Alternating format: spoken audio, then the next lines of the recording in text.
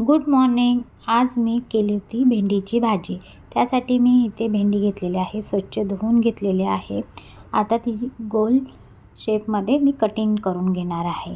छान अशी आहे ना गोल शेपमध्ये कटिंग करून घ्यायची, बारीक चिरून घ्यायची.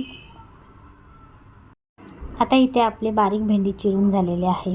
इथे आता तवा गॅसवर ठेवलेला आहे, छान असा तापला गेलेला आहे. याच्या अगोदर मी या तव्यावर भाकरी भाजलेली आहे, त्यामुळे हा तवा छान असा तापलेला आहे. त्याच्यामध्ये तेल टाकलेलं आहे. तेल तापलं की त्याच्यामध्ये फोडणीला मी लसूण टाकलेले आहे. लसूण आणि त्याच्यानंतर मी बारीक चिरून कांदा ॲड केलेला आहे. छान असा परतून घेऊया. आता भाजीला आपला तिखटपणा येण्यासाठी इथे मिरची कापून टाकलेली आहे. हळद आणि चवीपुरतं मीठ ॲड केलेलं आहे आणि ते छान असा आपण परतून घेऊया. इथे आपला कांदा तेलात छान असा परतून झाला की आता आपण जी बारीक चिरून घेतलेली भेंडी त्याच्यामध्ये ॲड करून घेऊया. आता ही भेंडी आपण कांद्यामध्ये छान प्रकारे मिक्स करून घेऊया. आता इथे आपली भेंडीची भाजी छान अशी परतून झाली की थोड्या वेळाने ह्या भेंडीच्या भाजीला एक असा चिवटपणा येतो, म्हणजे तार सुटते.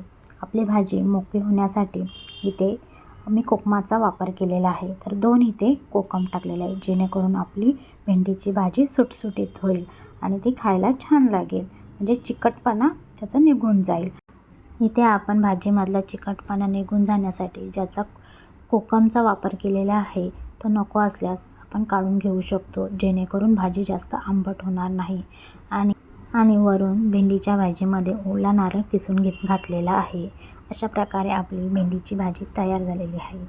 जर तुम्हाला भेंडीची भाजीची रेसिपी आवडली असेल तर माझ्या चॅनल नक्की सबस्क्राईब करा.